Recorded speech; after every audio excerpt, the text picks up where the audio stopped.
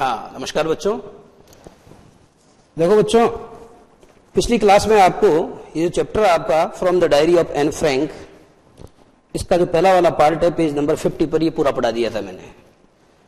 And today I am going to teach you the part at page number 51। 51 page number निकालेंगे आप और यहां से सुनना शुरू करेंगे। देखो, शुरू में बोलता हूं मैं। ओरल कॉम्प्रिहेंशन चेक था। What makes writing in a diary a strange experience for Anne Frank. What makes writing in a diary a strange experience for Anne Frank का मतलब यह हुआ कि डायरी में लिखना एन फ्रैंक के लिए एक स्ट्रेंज एक्सपीरियंस क्यों है। डायरी में लिखना एन फ्रैंक के लिए एक स्ट्रेंज एक्सपीरियंस या एक विचित्र अनुभव क्यों है। Second question is that why does Anne want to keep a diary. Anne एक डायरी क्यों रखना चाहती है। Why does Anne want to keep a diary, यानी एन जो है, एन फ्रैंक है, वो एन फ्रैंक एक डायरी क्यों रखना चाहती है। And the third question is why did Anne think, Anne ने ऐसा क्यों सोचा, she could confide more in her diary than in people. Anne ने ऐसा क्यों सोचा कि वो लोगों के बजाय डायरी के अंदर अपने मन की जो गोपनीय बातें हैं, अपने मन की जो सीक्रेट थिंग्स हैं, उनको वो लोगों के बजाय डायरी को बता सकती है, डायरी में लिख सकती है, डायरी से शेयर कर सकती है और लोगों से नहीं कर सकती। यानी लोगों की बजाय एक डायरी उसकी दृष्टि में अधिक विश्वसनीय है, अधिक कॉन्फिडेंशियल है, ऐसा जो है उसने क्यों सोचा। तो इस तरीके के 3 क्वेश्चंस आर देयर। आगे वाला देखना बच्चों। Since no one would understand a word of my stories to Kitty, if I were to plunge right in, I had better provide a brief sketch of my life much as I dislike doing so. देखो बच्चों, इसमें लिखा है कि since no one would understand a word of my stories to Kitty. To का मतलब होता है किट्टी में लिखी हुई। टू का मतलब return in my diary kitty. मेरी किट्टी नाम की जो डायरी है, उस डायरी में लिखी हुई मेरी जितनी भी कहानियां हैं, स्टोरीज है, उनको कोई भी आदमी नहीं समझेगा। देखो, सिंस यानी चूंकि या because, no one would understand यानी कोई भी आदमी जो है वो नहीं समझ सकेगा a word of my stories to Kitty, यानी किट्टी में जो मेरी कहानियां लिखी हुई है, उन कहानियों का एक भी शब्द कोई आदमी जो है वो नहीं समझ सकता। If I were to plunge right in होता ठीक, और प्लंज इन का मतलब होता हड़बड़ी में लिखना।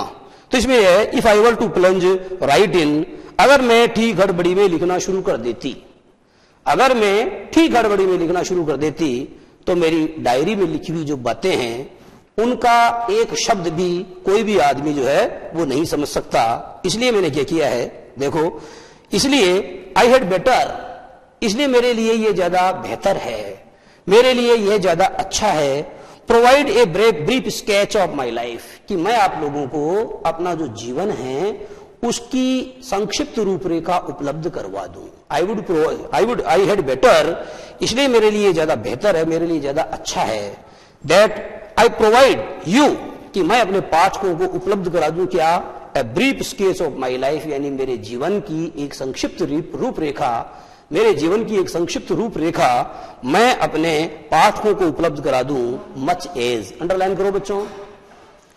मच एज, मच यानी ज्यादा होता है और एज माने जैसा कि होता है, परंतु मचेज का प्रयोग इस सेंटेंस में इस रूप में हुआ है कि यह मचेज का मीनिंग है बच्चों दो, THOUGS। दो का मतलब क्या होता है, हालांकि, यद्यपि, दो आई डिसलाइक डूइंग सो, हालांकि मैं ऐसा करना पसंद नहीं करती हूं। आई डिसलाइक डूइंग सो, हालांकि मैं ऐसा करना बिल्कुल भी नापसंद करती हूं। तो देखो बच्चों, पहली बात तो इसमें देखो क्या लिखा है, since no one would understand a word of my stories to Kitty.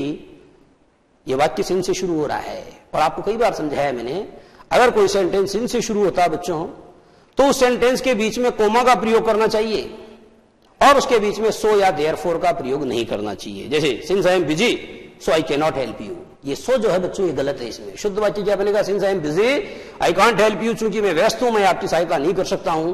यानी चूंकि सिंस से, एज से, बिकॉज से अगर कोई सेंटेंस शुरू होता है तो दोनों क्लॉजेज के बीच में केवल कोमा का प्रयोग किया जाता है, सो या देयरफॉर का प्रयोग नहीं किया जाता है। दूसरी बात इसमें देखो बच्चों, एक शब्द आ रहा आई हैड बेटर और इसके ठीक बाद में लिखा हुआ प्रोवाइड। समझाने वाली बात यह है कि अगर किसी सेंटेंस में हैड बेटर का प्रयोग हुआ, देखो बच्चों कौन कौन से शब्द हैं, देखना बोर्ड की तरफ।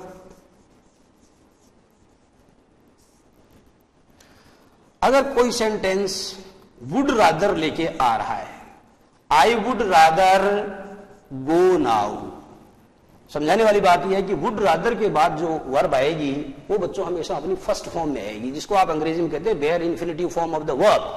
वुड रादर के ठीक बाद में वर्ब की बेयर इन्फिनिटिव फॉर्म का प्रयोग किया जाता है, या वुड रादर के बाद में हमेशा वर्ब की बेस फॉर्म फर्स्ट फॉर्म का प्रयोग किया जाता है। आगे देखो बच्चों, दूसरा शब्द है हैड बेटर, जो आपकी पुस्तक में आया है, had better, you had better complete your homework in time, आपके लिए ज्यादा अच्छा है कि आप अपना होमवर्क या अपना जो गृह कार्य है उसको समय रहते पूरा करें। आगे यह बच्चों ई, इस ई का मतलब होता है एक्सेप्ट। ये प्रीपोजिशन के रूप में जब भी प्रयुक्त होता है तो इसके ठीक बाद में जो वर्ब आती है उसके आगे न तो टू लगाना चाहिए और न उस वर्ब में आईएनजी जोड़ना चाहिए, अर्थात आपको वर्ब की बेयर इन्फिनिटिव फॉर्म का प्रयोग करना चाहिए। जैसे he did nothing except supervise the work, उसने कार्य को सुपरवाइज करने के अलावा कुछ नहीं किया। या टू सुपरवाइज कहना गलत होगा या सुपरवाइजिंग कहना गलत होगा, शुद्ध वाक्य बनेगा he did nothing except supervise the work, उसने काम को सुपरवाइज करने के अलावा या उसने कार्य का पर्यवेक्षण करने के अलावा कुछ भी नहीं किया। एक वर्ब आती है बच्चों लेट, मैंने आपको कहा कि लेट मी वेंट, गलत। मैंने आपको कहा लेट मी गॉन, ये भी गलत। मैंने कहा लेट मी गोइंग, ये भी गलत। और मैंने कहा लेट मी टू गो, ये भी गलत। शुद्ध वाक्य बनेगा लेट मी गो। कहने वाली बात यह है, समझाने वाली बात यह है, अगर सेंटेंस लेट से शुरू होता है तो उस सेंटेंस में बच्चों मी के बाद या जो भी ऑब्जेक्ट आ रहा है लेट के बाद में, उसके बाद जो भी वर्ब आएगी वो वर्ब अपनी फर्स्ट फॉर्म बेस फॉर्म के रूप में होगी। और ये अंतिम है बच्चों बट का मीनिंग और एक्सेप्ट का मीनिंग एक जैसा है। he did nothing but supervise the work, उसने कुछ नहीं किया काम को सुपरवाइज करने के अलावा। यहां बट का मतलब बच्चों लेकिन नहीं है, यहां बट का मतलब है के अलावा, यहां बट का मतलब है के अलावा। अच्छा बच्चों, तीसरी बात इसमें आ रही है देखो लाइक डिसलाइक, और डिसलाइक के बाद में आ रहा है डूइंग। इसमें आप ये समझें कुछ क्रियाएं ऐसी होती है बच्चों जिनके बाद हमेशा एक क्रिया देखो आप डिनाई, दूसरी देखो डिसलाइक,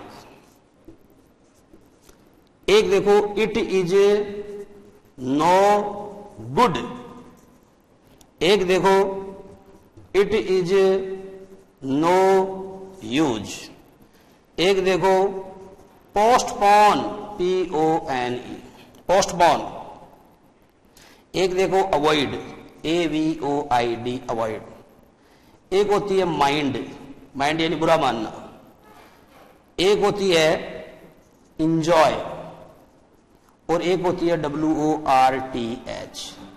बच्चों इन सभी शब्दों को आप गौर से देखो, क्या समझाना चाह रहा हूं मैं इनके बारे में। DENY डिनाई का मतलब होता है किसी आरोप को सिरे से खारिज करना, किसी आरोप का खंडन करना। जैसे मैंने आपको कहा कि मैंने उस पर आरोप लगाया कि उसने मेरी घड़ी चुराई, और जवाब आया ही डिनाइड स्टीलिंग माई वॉच, उसने मेरी घड़ी को चुराने के आरोप को खारिज किया या उसने मेरी घड़ी को चुराने के आरोप का खंडन किया। डिनाई के बाद में बच्चों स्टील का प्रयोग नहीं होगा, स्टीलिंग का होगा। He denied stealing my watch. उसी तरीके से मैंने आपको कहा I dislike to watch cricket matches, यहां टू वॉच का प्रयोग नहीं होगा बच्चों, यहां सही प्रयोग होगा I dislike watching cricket matches. तीसरा सेंटेंस देखो, it is no good to ask a saint of his caste, एक संत से उसकी जाति पूछना बेकार है। इस वाक्य को शुद्ध रूप में लिखना पड़ेगा, it is no good asking a saint of his caste. और आगे आ रहा है it is no use, it is no use का प्रयोग बच्चों आपको इस प्रकार से करना चाहिए, it is no use crying over spilt milk now, he postponed going to Agra. Avoid का प्रयोग आप इस तरीके से करते हो कि children should avoid playing on the road, और माइंड का प्रयोग आप इस तरीके से कर सकते हो, would you mind opening the window. Enjoy का प्रयोग इस तरीके से कर सकते हो, आई इंजॉय प्लेइंग कार्ड्स। और वर्थ का प्रयोग इस तरीके से कर सकते हो, this book is worth reading, ये किताब पढ़ने के लायक है। समझाने वाली बात सिर्फ इतनी सी है बच्चों, इन सब के बाद अगर वर्ब की फर्स्ट फॉर्म आ रही है तो उसमें आईएनजी जोड़ करके उसकी जिरंड फॉर्म बनाना जरूरी होता है। इन सब के बाद अगर वर्ब की फर्स्ट फॉर्म का प्रयोग हुआ है तो उनके अंत में आईएनजी जोड़ करके उसकी जिरंड फॉर्म बनाना जरूरी होता है। आगे वाला पैराग्राफ देखो बच्चों, my father the most adorable father, मेरे पिताजी जो इस दुनिया में सबसे ज्यादा प्रिय पिताजी हैं। अडोरेबल का मतलब होता है most darling, dearest. My father the dearest father I have ever seen. मेरे पिताजी जो दुनिया के सबसे ज्यादा चहेते, दुनिया के सबसे ज्यादा प्रिय पिताजी हैं। आई हैव एवर सीन, जिनको जी मैंने कभी देखा है। यानी संसार में मैंने जितने पिता देखे हैं, उन पिताओं के अंदर जो सबसे ज्यादा स्नेहिल, सबसे ज्यादा जो प्रिय पिता हैं वो मेरे पिता हैं। He didn't marry my mother, और मेरे पिताजी ने मेरी मां से तब तक शादी नहीं की अंटिल ही वॉज 36, जब तक कि मेरे पिताजी 36 साल के न हो गए। एंड शी वॉज 25, और मेरी मम्मी 25 साल की नहीं हो। इतने अच्छे पिता हैं मेरे। वो ये कहना चाह रही है कि मेरे पापा इतने अच्छे पापा हैं कि मेरे पापा जो इस संसार के सबसे अच्छे पापा हैं, जिनको कि मैं जानती हूं, ने मेरी मम्मी से, मेरी मदर से तब तक विवाह नहीं किया जब तक कि वो स्वयं 36 वर्ष के न हो गए, तथा मेरी मदर या जो मेरी मां है वह 25 वर्ष की न हो गई। यहां देखो बच्चों, मैरी के बाद में टू का प्रयोग नहीं होगा। याद रखो, मैरी एक ऐसी वर्ब है, MARRY। देखो, मैरी यानी होता है बच्चों विवाह करना, और इसके बाद में टू का प्रयोग कभी नहीं होता अगर सेंटेंस एक्टिव वॉइस में है तो। लेकिन बच्चों मैरिड के बाद टू का प्रयोग अवश्य होता है अगर सेंटेंस पेशिव वॉइस में है तो। और तीसरी बात बच्चों, मैरी के बाद, ये देखो मैरिड के बाद विद का प्रयोग करना हमेशा गलत माना जाता है। मैंने आपको कहा कि राम मैरिड सीता, राम ने सीता से विवाह रचाया। या मैंने मैरिड के बाद कोई प्रीपोजिशन का प्रयोग नहीं किया, उल्टा बोलता हूं, Sita was married to Ram, Sita का विवाह राम से किया गया। या मैरिड के बाद में टू का प्रयोग बिल्कुल सही है। आपको दिया जा सकता है कि Sita was married with Ram, ये बिल्कुल गलत है। मेरी एक ऐसी वर्ब है जिसका प्रयोग अगर एक्टिव वॉइस में किया गया है तो उसके बाद में कोई प्रीपोजिशन नहीं आएगा, परंतु अगर उसका प्रयोग पेशिव वॉइस में किया गया है तो प्रीपोजिशन के रूप में टू का प्रयोग जरूर होगा।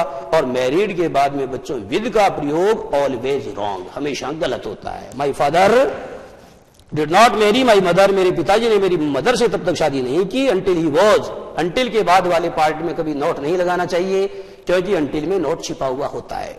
अंटिल ही वॉज 36, जब तक कि वो 36 वर्ष के हो गए। एंड शी वॉज 25, और मेरी मां जो है 25 साल की हो गई। कितना डिफरेंस था ये? The difference of 11 years. दोनों मम्मी पापा जो है उनकी उम्र के बीच में 11 साल का अंतर था। माई सिस्टर मार्गोट, आगे बता रही है कि मेरी बहन जिसका नाम मार्गोट है, was born in Frankfurt in Germany in 1926, यानी मेरी बहन मार्गोट का जन्म जर्मनी के फ्रैंकफर्ट शहर में सन 1926 में हुआ। मेरी बहन का जन्म मेरी बहन मार्गोट का जन्म जर्मनी के फ्रैंकफर्ट शहर में सन 1926 में हुआ। आई वॉज बोर्न ऑन 12 जून 1929। स्वयं के बारे में बता रही है कि मेरा जन्म कब हुआ? मेरा जन्म हुआ ऑन 12 जून 1929, यानी 12 जून सन 1929 को मेरा जन्म हुआ। देखो बच्चों, ऊपर वाले सेंटेंस में आपने देखा कि जो सन आ रहा है तो सन से पहले इनका प्रयोग होता है, ईयर होता है सन। जैसे सन 1926 तो आपको कहना चाहिए इन 1926, लेकिन अगर तारीख का प्रयोग होता है तो तारीख के लिए किसका प्रयोग करेंगे आप? तारीख से पहले आपको ऑन प्रीपोजिशन का प्रयोग करना चाहिए। आई वॉज बोर्न ऑन 12 जून 1929, अर्थात मेरा जन्म 12 जून सन 1929 को हुआ। यहां ऑन का प्रयोग हुआ है। और इससे ऊपर जो आया था बच्चों, वो सन आया था, ईयर आया था, उसके पहले आपको इनका प्रयोग करना चाहिए। I lived in Frankfurt until I was 4, जब तक कि मैं 4 साल की नहीं हो गई। जब तक कि मैं 4 साल की नहीं हो गई तब तक मैं कहां रही? तब तक मैं फ्रैंकफर्ट शहर में रही। देखो क्या बताया, I lived in Frankfurt until I was 4, यानी मैं फ्रैंकफर्ट शहर में रही जब तक कि मैं 4 वर्ष की नहीं हो गई। My father emigrated to Holland 1933। My father emigrated, मेरे पिताजी उत्प्रवास कर गए। मेरे पिताजी उत्प्रवास कर गए टू हॉलैंड, यानी हॉलैंड को इन 1933। मेरे पिताजी सन 1933 में हॉलैंड को उत्प्रवास कर गए।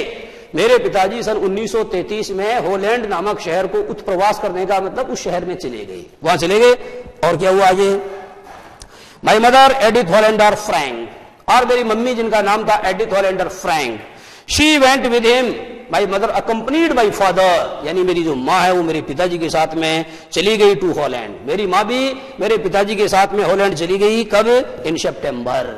मेरी माँ भी सितंबर में मेरे पिताजी के साथ में हॉलैंड चली गई। While Margot and I were sent to Aachen, Aachen एक जगह का नाम है, वहां पर मार्गोट तथा मुझे भेज दिया गया। वाइल, जबकि Margot and I were sent, जबकि मार्गोट तथा मुझे आकन नाम की जगह भेज दिया गया, to stay with our grandmother, यानी हमारी दादी मां के साथ रहने के लिए। टू स्टे का मतलब होता है to live. Margot and I were sent to Aachen to stay with our grandmother, यानी मार्गोट तथा मुझे, जबकि मार्गोट तथा मुझे अपनी दादी मां के साथ रहने के लिए आकन भेज दिया गया। मार्गोट वेंट टू हॉलैंड इन दिसंबर, और मेरी बड़ी बहन जो मार्गोट है वह दिसंबर माह में हॉलैंड गई। मार्गोट वेंट टू हॉलैंड इन दिसंबर, मेरी बड़ी बहन मार्गोट हॉलैंड गई दिसंबर में। एंड आई फॉलोड इन फरवरी, और मैंने फरवरी में उसका अनुसरण किया। इसका मतलब यह हुआ कि दिसंबर में तो मेरी बहन मार्गोट जो है वो हॉलैंड चली गई, और उनके पीछे पीछे जो है बाद में फरवरी के अंदर मुझे भी बुला लिया गया। एंड आई फॉलोड हर इन फरवरी, और फरवरी माह में मैंने उसका अनुसरण किया।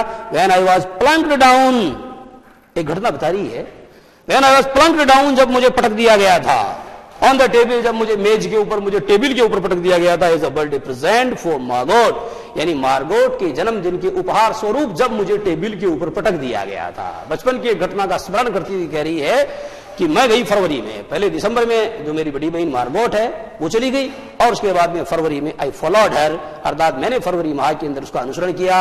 And there I was plunked down on the table, और वहां पर मुझे टेबल के ऊपर या मेज के ऊपर पटक दिया गया, as a birthday present for Margot, अर्थात मार्गोट के जन्मदिन के उपहार के रूप में। एज का मतलब के रूप में या स्वरूप, इसका मतलब यह हुआ कि मुझे मार्गोट के जन्मदिन के उपहार स्वरूप जब मुझे टेबल के ऊपर धड़ाम से पटक दिया गया। ये एक मेमोरेबल इंसिडेंट है उसकी चाइल्डहुड की, उसकी बचपन की, जिसको वो बच्ची याद करती है।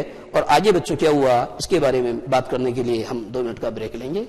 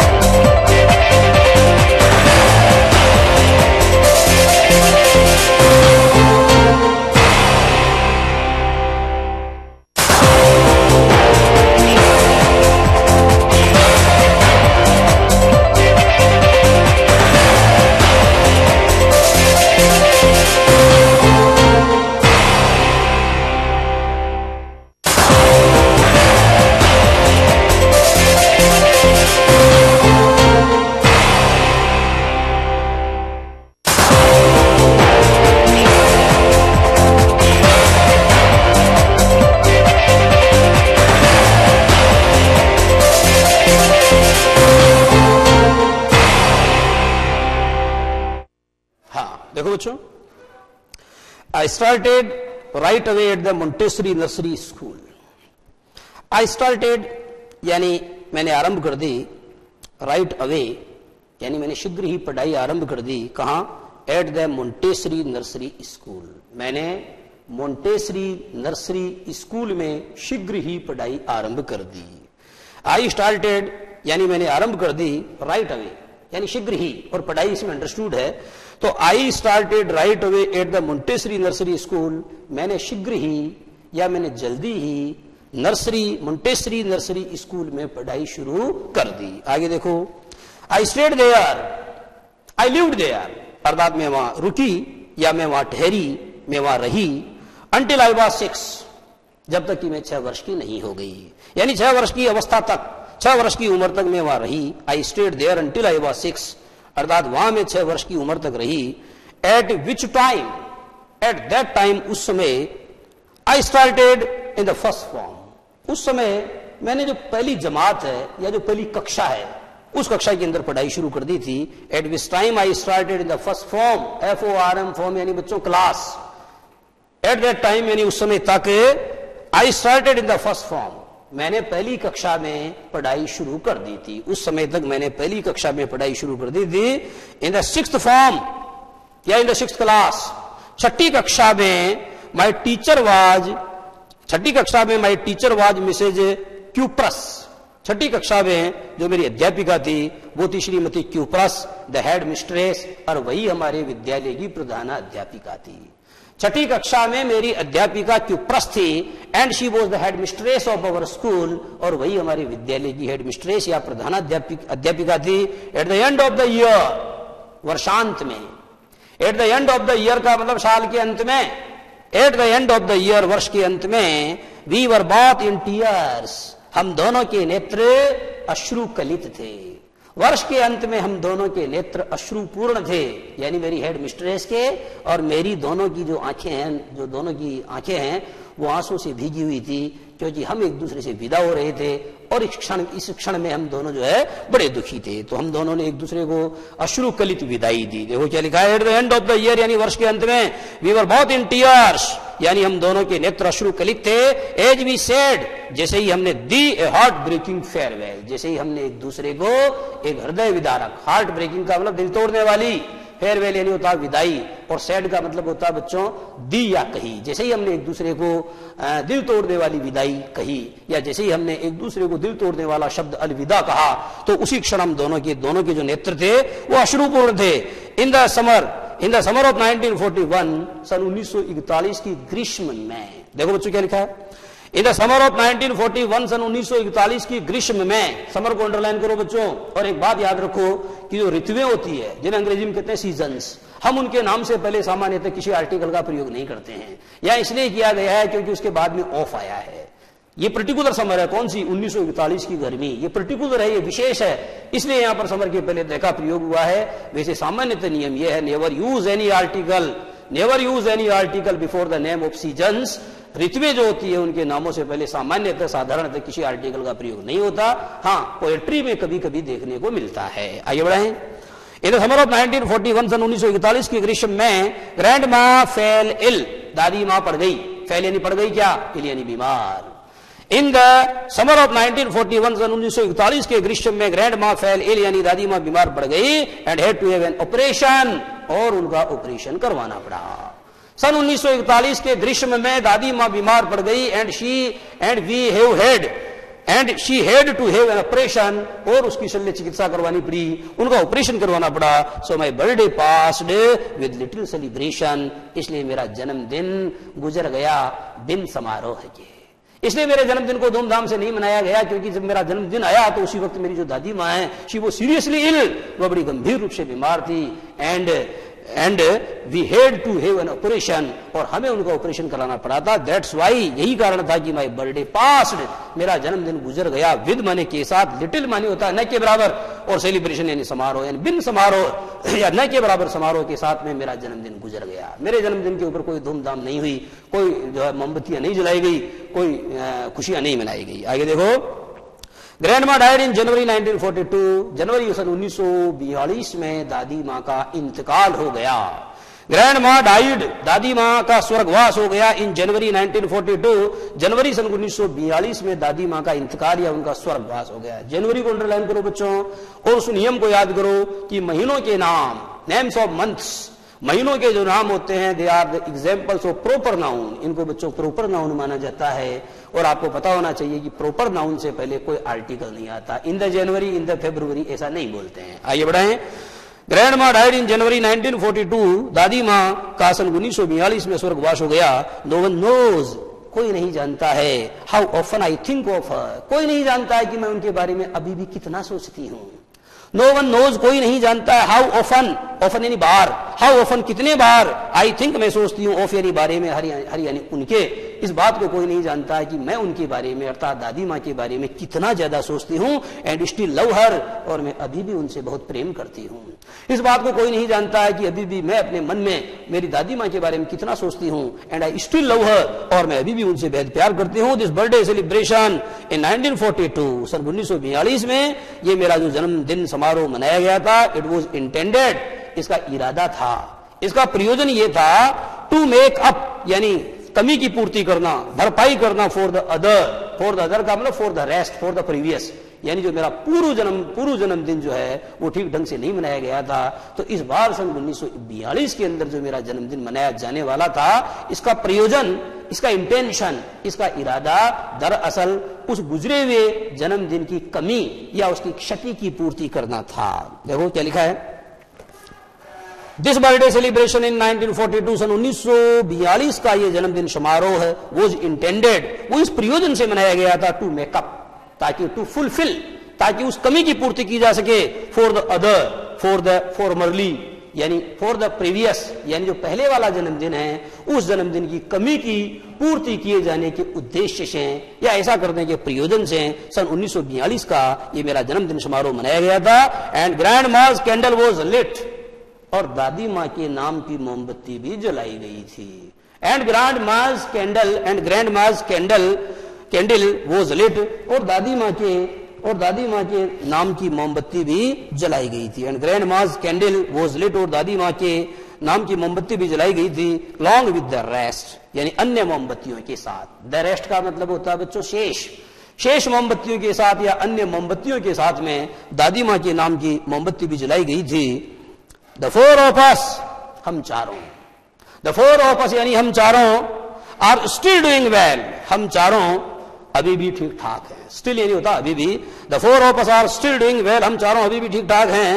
And that brings me to the present date of 12th June 1942 and the solemn dedication of my diary, और इसके साथ ही मैं आज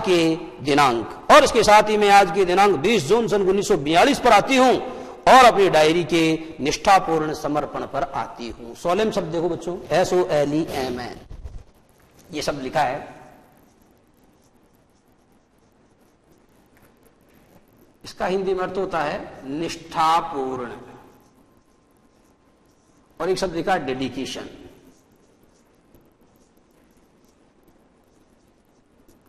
इसका मीनिंग होता है समर्पण।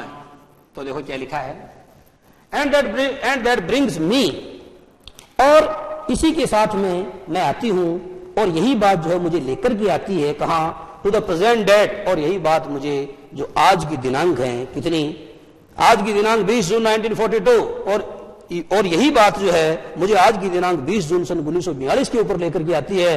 And the solemn dedication of my diary, और अपनी डायरी का जो निष्ठापूर्ण समर्पण है उसके ऊपर मैं आती हूं, या यही बात मुझे अपनी डायरी के निष्ठापूर्ण समर्पण पर लेकर आती है। आगे देखना बच्चों, ओरल कॉम्प्रिहेंशन चेक में लिखा, why does N provide a brief sketch of her life. ये बताइए कि जो एन फ्रैंक है वो अपने जीवन का एक ब्रीफ स्केच या अपने जीवन की एक संक्षिप्त रूपरेखा क्यों उपलब्ध करवा देना चाहती है, ताकि उसकी डायरी की प्रत्येक बात को हम समझ सकें। अगर उसने ऐसा नहीं किया, if she did not do so, अगर उसने ऐसा नहीं किया, nobody can understand even a word of her diary. उसकी डायरी का जो एक शब्द है या उसकी डायरी में जो प्रविष्टियां की गई है उनको पाठक तब तक नहीं समझ सकता जब तक कि वह अपने जीवन का एक ब्रीफ स्केच या अपने जीवन की एक संक्षिप्त रूपरेखा हमको उपलब्ध नहीं करवा देती है।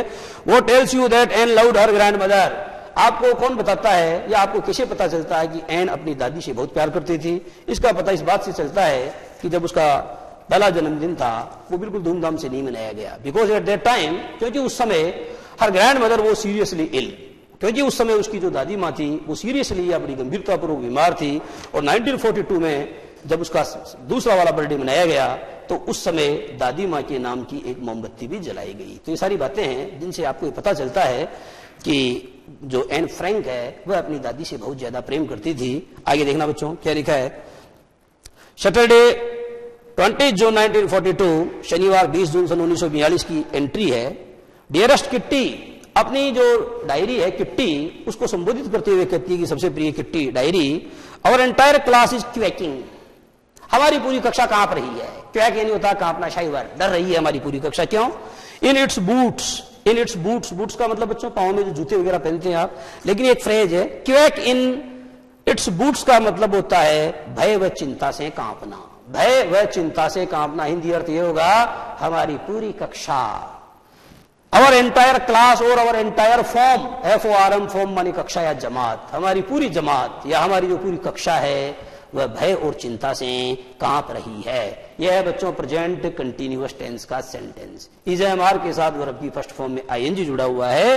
Our entire class is quaking in its boots का मतलब यह हुआ हमारी संपूर्ण कक्षा भय व चिंता से कांप रही है। द रीजन, क्या है इसकी वजह?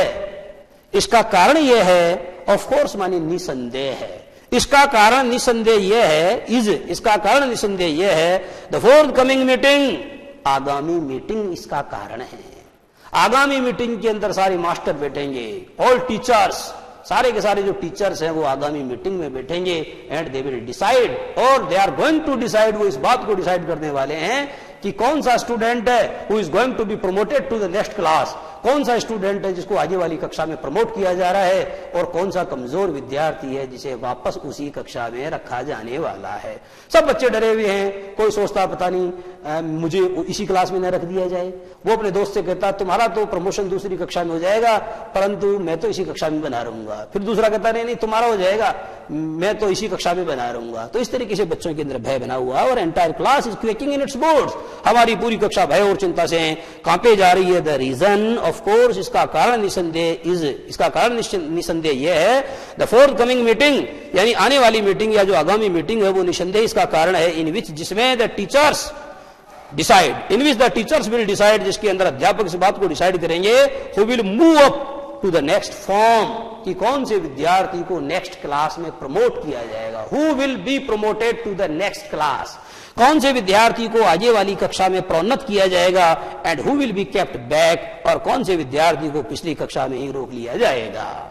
And who will be kept back, kept यानी रोक लिया जाएगा, और बैक का मतलब वापस उसी कक्षा में, और जो है कौन से विद्यार्थी को वापस उसी कक्षा में रोक लिया जाएगा। Half the class is making bets, आधी कक्षा शर्त लगा रही है। Half the class is making bets, आधी कक्षा शर्त लगा रही है। हाफ शब्द को देखो बच्चों, ये HALF, हाफ यानी आधा होता है।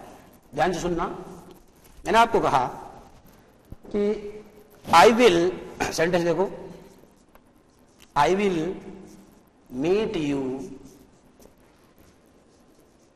आई will meet you a half over, और आगे लिखा मैंने लेटर। इसका मतलब ये हुआ मैं आपसे आधे घंटे बाद में मिलूंगा। ध्यान सुनो, please look at the board.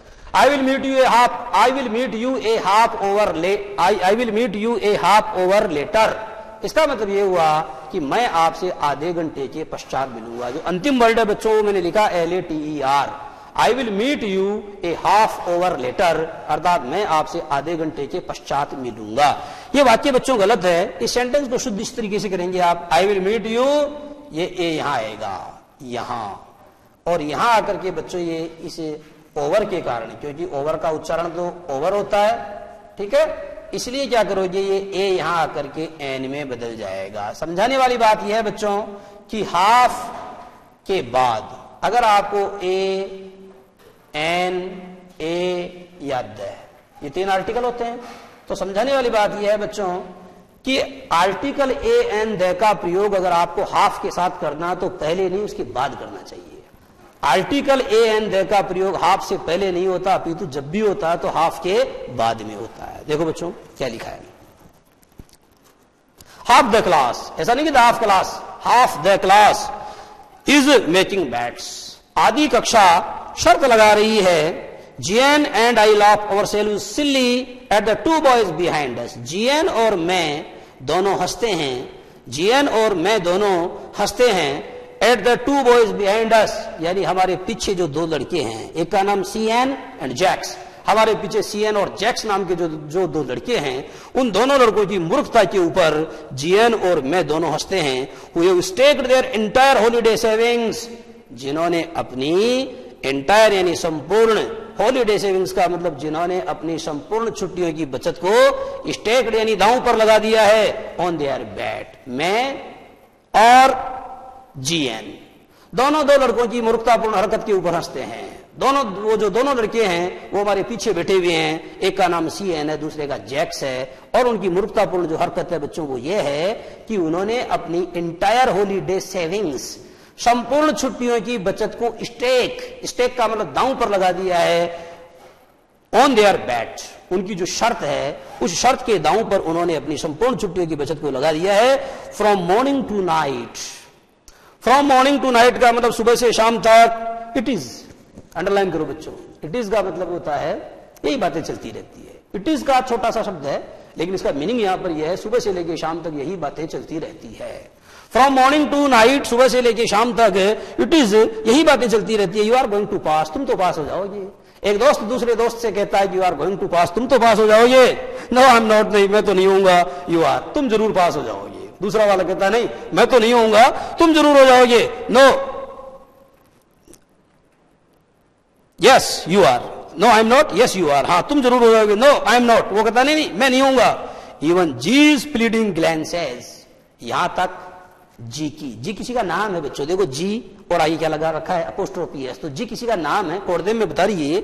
Even G is pleading Glen says, यहां तक कि जो जी है उसकी प्रार्थना भरी दृष्टि, प्लीडिंग का मतलब प्रार्थना भरी और ग्लैंसेस का मतलब होता है दृष्टि, यहां तक कि जी की प्रार्थना भरी दृष्टि एंड माई एंग्री आउटबर्स्ट, और मेरी क्रोधपूर्ण भड़ास, एंड माई एंग्री, एंग्री मानी क्रोधपूर्ण, और आउटबर्स्ट का मतलब होता है बच्चों भड़ास, यहां तक कि जी की प्रार्थना भरी दृष्टि तथा मेरी क्रोधपूर्ण भड़ास कांट काम देम डाउन, अर्थात ये दोनों मिलकर के भी उनको शांत नहीं कर सकते। काम डाउन, CALM, काम मानी क्या होता है, शांत, काम डाउन यानी किसी को शांत करना। तो यहां तक कि जी की प्रार्थना भरी दृष्टि तथा मेरी क्रोधपूर्ण भड़ास भी उन्हें शांत नहीं कर सकती है। और सभी जो है एक ही बात बोलते रहते हैं, क्या, you are going to be promoted to the next class, तुम तो दूसरी कक्षा में चले जाओगे। और सामने वाला कहता है नो आई एम नॉट, नहीं मैं नहीं जाऊंगा। यस यू आर, हाँ तुम जरूर चले जाओगे। इसी तरीके की बातें सुबह से शाम तक चलती रहती है। इफ यू आस्क मी, लड़की आगे कहती है अगर तुम मेरी राय जानना चाहते हो, if you want to know my opinion, अगर आपको मेरी राय जाननी है, मेरा मत जानना है कि कौन सा बच्चा आगे वाली कक्षा में जाना चाहिए और कौन से बच्चे को उसी कक्षा के अंदर रख दिया जाना चाहिए। अगर कोई एन फ्रैंक से उसकी राय पूछे तो उसकी राय यह है कि कक्षा में से 1/4, कक्षा का 1/4 भाग इतना मूर्ख, इतना बेवकूफ है कि उस 1/4 भाग को तो क्या करना चाहिए, वापस उसी कक्षा में रख देना चाहिए। यानी अगर 40 बच्चे हैं, इफ देयर आर 40 स्टूडेंट्स, अगर 40 स्टूडेंट्स हैं तो केवल 30 विद्यार्थी ऐसे हैं जो नेक्स्ट क्लास में प्रमोट होने के लायक हैं, और बाकी जो 10 बच्चे हैं उन 10 बच्चों को तो अपनी पहले वाली क्लास में ही बने रहना चाहिए। ऐसी एन फ्रैंक की राय है। देखो क्या लिखा है, इफ यू आस्क मी, अगर आप मुझसे पूछो, there are so many dummies, तो इस कक्षा में इतने डमी है, इतने बेवकूफ हैं। इफ यू आस्क मी, अगर तुम मुझसे पूछो, there are so many dummies, there are so many stupids, इस कक्षा में इतने स्टूपिड हैं। That about a quarter, That about a quarter of the class, 1/4 of the class, quarter का मतलब 1/4 होता है बच्चों। तो इस कक्षा के अंदर इतने बेवकूफ है कि कक्षा का लगभग 1/4 भाग should be kept back. Should be kept back को मतलब, शुड बी केप्ट बैक का मतलब यह हुआ कि उन्हें वापस उसी कक्षा में रख दिया जाना चाहिए। But teachers are the most unpredictable creatures on earth. आज एक बहुत इंपॉर्टेंट बात बता रही है ये, लेकिन जो अध्यापक होते हैं ना, ये इस पूरी पृथ्वी के ऊपर ऐसे प्राणी हैं। ये लड़की कहती है कि teachers are the most unpredictable creatures on earth. इसका मतलब यह हुआ कि अध्यापक पृथ्वी के ऊपर सर्वाधिक अनप्रेडिक्टेबल क्रीचर्स हैं। अनप्रेडिक्टेबल क्रीचर्स का मतलब यह होता है कि जिनके मिजाज के बारे में ठीक ठीक कोई भविष्यवाणी नहीं की जा सकती है। अनप्रेडिक्टेबल का मतलब कैप्रिशियस, अध्यापक एक प्रकार के चंचल मना लोग होते हैं। चंचल मना का मतलब उनका जो मन है उसके बारे में ठीक ठीक कोई भविष्यवाणी नहीं की जा सकती। पता नहीं वो किसको फेल कर दे, होशियार को फेल कर दे, कमजोर को पास कर दे, ऐसा वो सोच रही है। और कह रही है कि टीचर्स आर, यानी अध्यापक होते हैं मोस्ट अनप्रेडिक्टेबल क्रीचर्स। अध्यापक इस संसार में ऑन अर्थ, यानी इस पृथ्वी के ऊपर अध्यापक ऐसे प्राणी हैं कि जिनके बारे में या जिनके मिजाज के बारे में ठीक ठीक कोई भविष्यवाणी नहीं की जा सकती है। एक बच्चों अंतिम बात इसमें लिखी है, ऑन अर्थ शब्द को आप अंडरलाइन कर लीजिए और आपने देखा होगा ऑन अर्थ एक ऐसा फ्रेज है जिसमें अर्थ के पहले द आर्टिकल का प्रयोग नहीं होता, अन्यत्र हर जगह अर्थ से पहले द आर्टिकल का प्रयोग होता है। नमस्कार बच्चों, बाकी बात अगली क्लास में। ओके।